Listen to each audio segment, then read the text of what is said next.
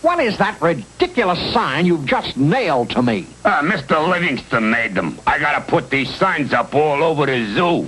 Let me see that sign. Deep Sea Divers Wanted. Apply at zoo office. Chumley? Chumley, where are you? So old Fuss Budget is looking for deep sea divers. Now I ask you, Chumley, who knows more about the sea than a penguin and a walrus?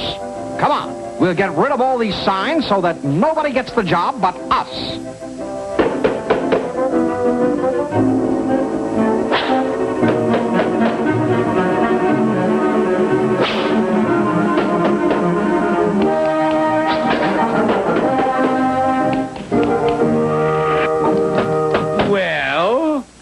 Stanley, your worries are over. You've got your diver. Good. I've been expecting them. Show the men in. Stanley, you're looking right at them. 2 accomplished divers at your service. What? You? Oh, no. Out. Listen, Stanley, who knows more about the sea than a penguin and a walrus? Who? Huh? Who? Out. Back to your quarters. This job is filled already by men, and they're on their way here now. Sure enough, a short while later, 2 professional divers arrived, and observed by Tennessee and Chumley, entered the office of Stanley Livingston. Sure, we can handle it. What's the job, bury treasure? Something even better.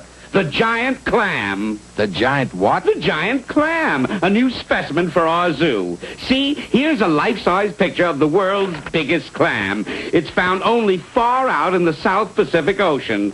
Won't you be happy to bring one back? Happy as a clam, so long as you've got all the diving equipment we'll need. Equipment? Oh, wait till you see our equipment. The zoo spent a fortune on it, and just for this job. It's absolutely beautiful. Just step outside. It's all loaded on our truck, waiting for you to be on your way. Good luck. And that is that. Now, Chumley, let's grab that truck and head for the sea. Yeah, we've even got a beach ball. That's no beach ball, Chumley. That's a helmet. You wear it on your head. Oh, like this? Get me out of here! Get me out of here! Lift it off. Lift it off. Obviously, Chumley, you don't know the first thing about this diving helmet, or this diving suit, or this air hose, or... You know, Chumley, there are things about this diving equipment even I don't understand. We'd better stop by to see Mr. Whoopi on our way to the South Pacific. Gee, Tennessee, what a nifty truck. A radio and everything. Yes, we'll get the latest news. And here's a bulletin just handed us. All citizens are asked to be on the lookout for a penguin and a walrus. They have escaped from the Megapolis Zoo and are believed to be masquerading as deep-sea divers. When contacted, Stanley Livingston, keeper of the zoo, had this to say. My equipment. They stole my beautiful equipment. Oh, if I ever get my hands on them, I'll skin them alive. Oh, no. Now look what you've got us into, Chumley. We really need Mr. Whoopi.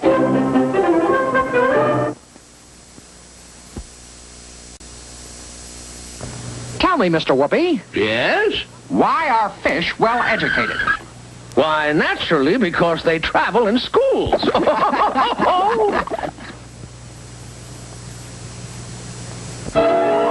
the way I figure it, Mr. Whoopi, we've got to bring back the giant clam or Stanley Livingston will skin us alive for taking his diving equipment.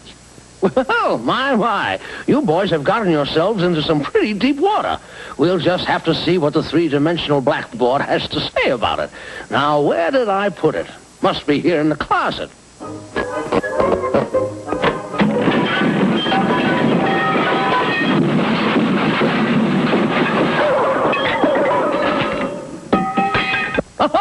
Yes, here it is.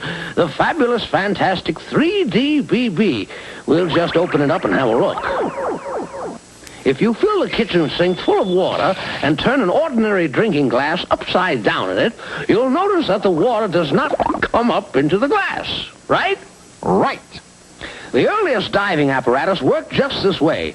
They were helmets made of leather, but they didn't hold enough air to let a man stay under very long.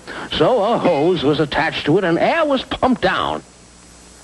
It went into the helmet and bubbled out the bottom. Trouble was, if the diver leaned over, the air escaped and water filled the helmet. Very bad. Then an Englishman solved the problem by making a whole suit out of leather and fastening it to the helmet. Now the water couldn't get in, and he put a valve on the helmet to let the air get out. It worked fine, just fine. And that was the beginning of our modern diving suit. But, Mr. Whoopi, that doesn't look anything like the suit we've got on.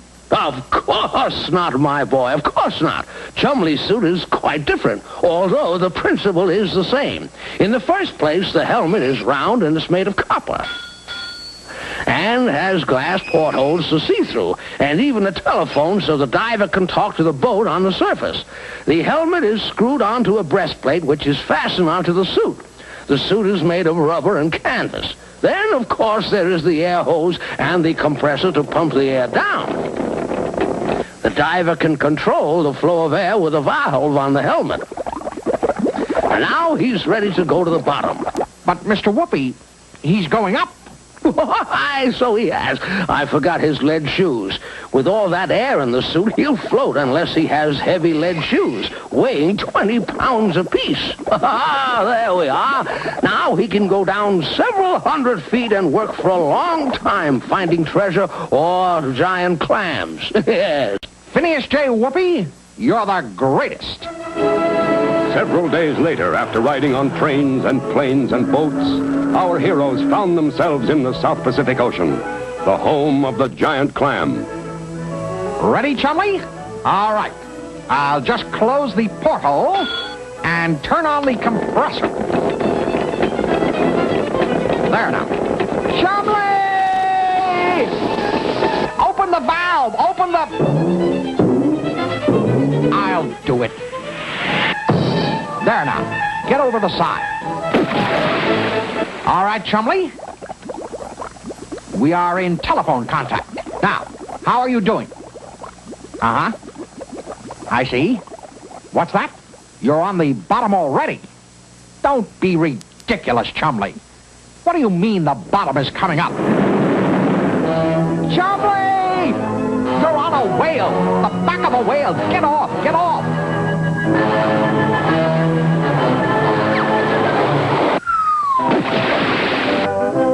That's better. No more of this fooling around. Get down there and find that clam.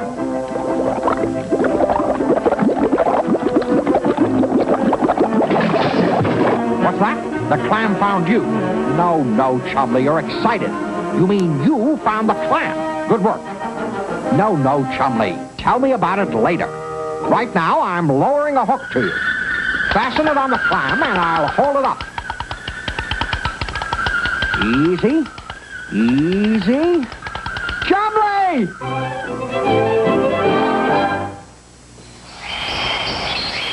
And since you boys did bring back the giant clam, you will not be punished.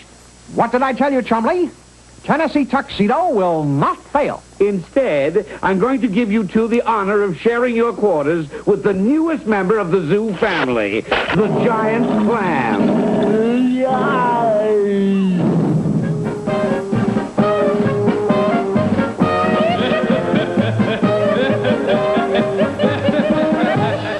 Time again for Tennessee, Tuxedo and his tail.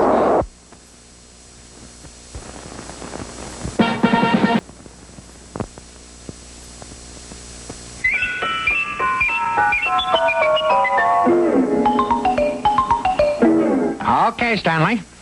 You bet, Stanley. Sure thing, Stanley. Chumley, that was Stanley. He wants to see me right away. Probably got some sort of important job. Well, What is it, Stanley? Want me to fix the TV? Repair the clock? No, nothing like that, thank goodness. I just want you to tell everybody in the zoo that they're invited to a concert tonight. A concert? Yes, a brand new piano's arriving today, and tonight we're going to have a concert. Ah, and who's going to play the piano? I am. You are. Don't laugh when I sit down to play Tennessee Tuxedo. I've just finished a mail-order concert piano course, so never mind the smart remarks. Just tell everybody, 8 o'clock sharp, tonight. So Tennessee spent the whole morning running around the zoo. He told the elephants and egrets, the lions and the leopards. He talked to the bulls and the bears, the birds and the bees, until by noon he was exhausted. This is ridiculous. All this running around. What we need are, extension phones. Hello, Stanley. I just had a great idea. Extension phones for everybody in the zoo. But, Stanley, but,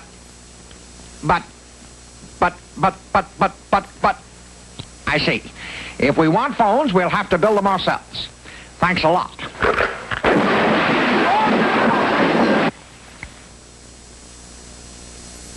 So that's how Stanley feels, Chumley.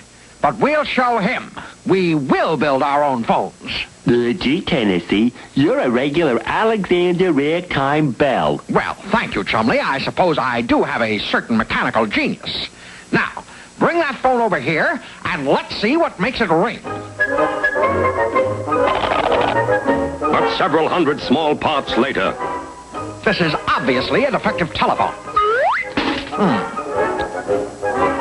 I've got it. We don't need the phone after all. We can use the garden hose. Look, Chumley, you stay here, and I'll take the hose around the corner and talk to you. Okay, Tennessee. Are you ready, Chumley?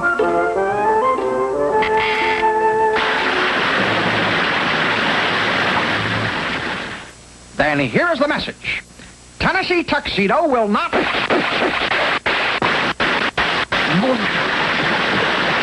Chumley, when I get my hands on you, I'll tear you limb from limb.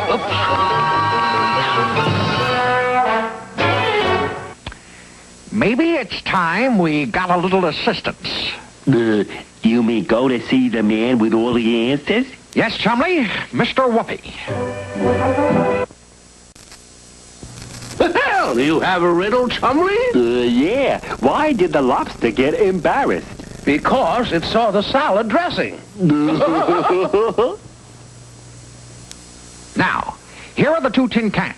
Scout around and see if you can find some wire. Okay, Tennessee.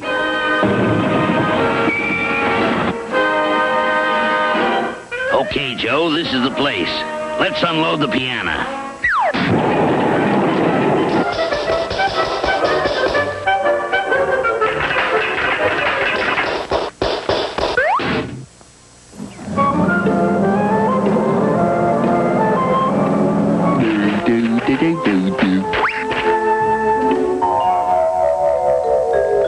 Hey, wire.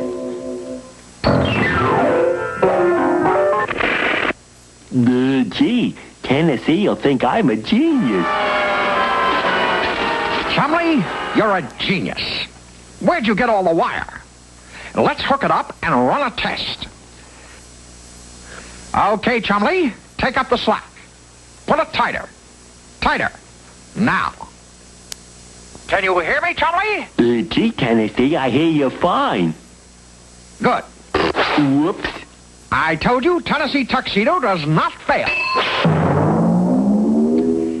If there's one thing I can't stand, it's a butter-fingered walrus.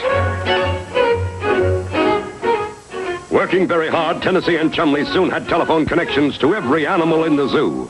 Hello, Monkey House. Don't forget the concert tonight. Hello, Yak. Don't forget tonight. Stanley's going to play the piano. Yes, it ought to be a riot. That night, all the animals showed up for the concert.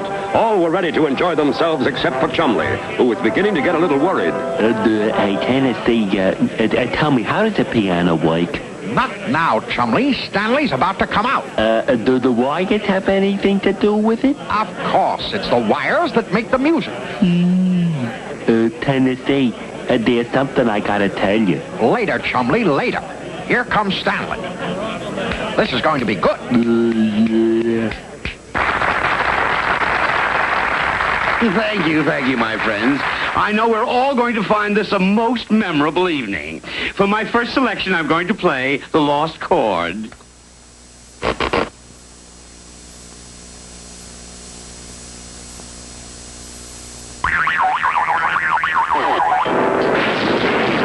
Hey, Tennessee, those pianos. The piano wires. You took the piano wires for our telephone? Oops. You ruined my concert. Chumley, I think it's time to try a long distance. Tennessee Tuxedo, come back here.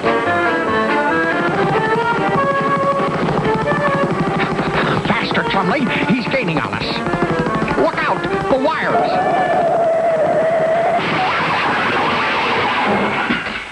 Tennessee Tuxedo, this time you've gone too far. Tomorrow I'm going to make you official zoo messenger boy, and I'm going to run you ragged. Well, Chumley, what have you got to say for yourself now? You know, Chumley, sometimes I think you're a wrong number. Time again for Tennessee, Tuxedo and his tail.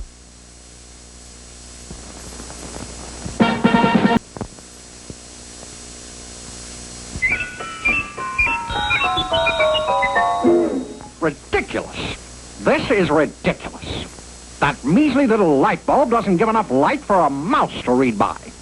We've got to do something about it. You're absolutely right, Tennessee.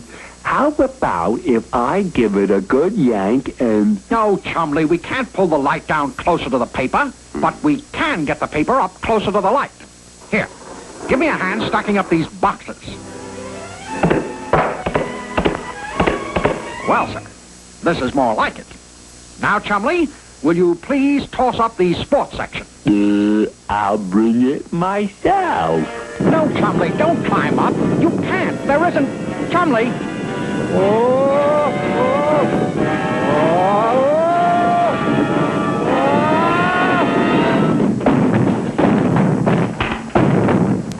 Who turned off the lights? Turn on the lights.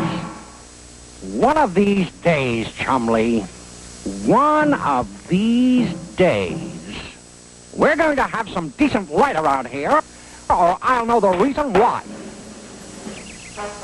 Now, this log should make a good torch, Chumley. It's full of pine pitch. There. All right, Chumley. Switch on. Contact. That's more like it. Now, if you'll hand me the comic section, we can get down to some serious reading. Meanwhile, in his office, Stanley Livingston, director of the zoo, was putting the finishing touches on his favorite hobby. A model of the Empire State Building made entirely out of toothpicks. There, the final piece. After a whole year, finished at last. Now I'll just back up and take a look at it. Beautiful. Beautiful! Boss, hey, boss, the boss. 7, 8, 9, 10. Flunky! How many times have I told you not to come through that door without knocking? Now look what you've done to my model of the Empire State Building. Yeah, but boss, And stop calling me boss. I am not a boss. I am Mr. Livingston. But boss, Mr. Livingston, And one more thing, Flunky. Would you kindly remember to remove your hat in this office? Yes, boss, Mr. Livingston. Now, what was it you wanted to talk to me about? A fire, Mr. Livingston. Oh, that's better, a fire. A fire? Yes, sir, Mr. Livingston. Where? Over there, Mr. Livingston, sir, in the Walrus and Penguin house. Oh, this is awful. Well, don't just stand there holding your hat, man. Call the fire department. Isn't this fine, Chumley? Nothing like reading at home in peace and quiet. Yeah. What's that? Seems to be getting closer. Wonder where the fire is. Oh, well. Hey, wait! Wait! Hey! Well, I might have known you were at the bottom of this. We were just trying to get enough light to read, Stanley. Improve our minds. The lights in this zoo are a disgrace. Read? Read? Improve your minds? You're not supposed to read. You're a penguin and a walrus. Now let's have no more nonsense. Did you hear that, Chumley? Did you? Did you? I'll show him. I'll build our own electric light system. Tennessee Tuxedo will not fail. Yeah, you know as much about electricity as I do. Nothing. What do you mean I don't know anything about electric lights? What's there to know? An electric light is simply a little glass, a little wire, and a little electricity. Simple. Huh? Now let's get to work. First, we need something for the bulb. This should do it. Now all we need is some wire and a plug. A short time later. You see, Chumley, I told you there wasn't anything to it. When we plug it in, the electricity will flow through the wire, go into the bottle, and fill it with light. All right, Chumley, plug it in. We'll show that Stanley Livingston. This is going to electrify the zoo.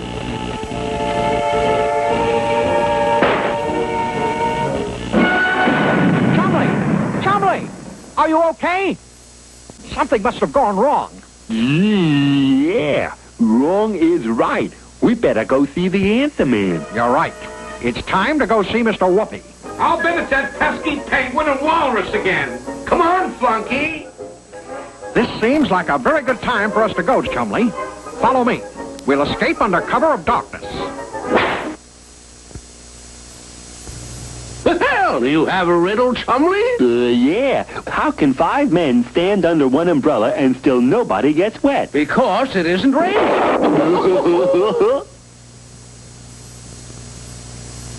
And you say there was a big flash and everything went black. That's right. So we want to know how to make a light. Well, we mustn't keep you in the dark about that, must we? Oh, no.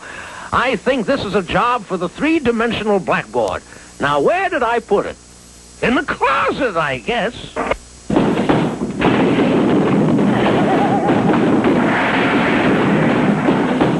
Ah, yes, here we are. The fabulous, famous, flamboyant, fantastic 3D BB. Wow. Whoa! You know, my boy, you were trying to do in 5 minutes what mankind has taken thousands of years to develop. The first light was probably a torch, plucked out of the fire by a caveman and used to scare off his enemies.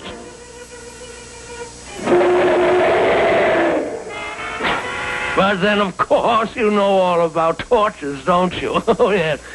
Later, somebody discovered that oil would travel up a wick and would burn thus. And after that came candles, then kerosene lamps, then gas lamps. That's fine, Mr. Whoopi, but what about electric lights? Yes, electric lights, yes, of course. Well, you'll note that in these other forms of light, something burned, right? Yes, we know about burning. Well, for years, men tried to make a light that would not use a flame. And in 1879, Thomas Edison, the world's greatest inventor, did it. He knew that when electricity is passed through a fine thread, the thread will get white hot and give off light. Trouble was that the thread, which is called a filament, soon burned up. Edison knew that things can't burn if there is no air. So he put the filament in a glass bulb and pumped out all of the air. Now the filament lasted a little longer, but still not long enough to be practical. He searched all over the world for a filament that would last. He made test after test. Finally, he tested a filament made of bamboo fiber. It burned a long time. The electric light was a success. Today, of course, the filaments are made of a metal called tungsten and last a very long time. Did you get that, Chumley? First, we need a thread for a filament. Then we pump the air from the milk bottle, and then we'll have ourselves a real light. Not so fast, not so fast, my boy. You know what happened the last time you tried to make a light. You both might have been killed. Electricity is a very dangerous thing and should be handled only by trained, experienced men. I want you to promise me you'll never again fool around with electricity. Promise? All right, we promise. But what are we going to do for a light? Oh, you'll think of something. And so they did. On the way back to the zoo, Tennessee got an idea, and quickly entering a certain store, came out with a large package. There now, Chumley. I'll just turn on this switch and all the light we need. Yeah, but why didn't you do this in the first place? Why didn't I do this in the first place? Chumley, don't be ridiculous. If I bought a lamp in the first place, we'd never have learned about torches, right? Uh-huh. We'd never have learned about oil lamps and candles and gas lights, right? Uh-huh. We'd never have learned about Thomas Edison and how the light bulb works, right? Right. Do you want to be ignorant all your life? Do you? Do you? Do you? Chumley, you seem determined to spend the rest of your life in the dark.